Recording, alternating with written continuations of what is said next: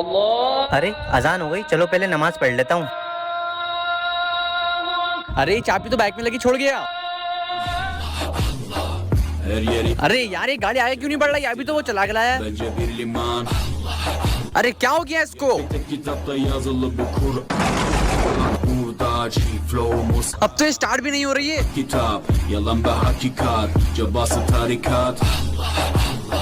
Sana yobaz derler, böyle olmaz derler. Onlar gibi düşünmedikçe çoban der. अरे सामने से नमाजी आ रहा है, जल्दी से खड़ी कर देता हूँ वरना वो देख लेगा। Bak istediğin güçle saldır. Biz Rabbe müptelayız işimde. Allah, dilimde Allah, zikrimde Allah, fikrimde. अरे चाबी तो मैं गाड़ी में ही भूल गया था। Aşkımda Allah,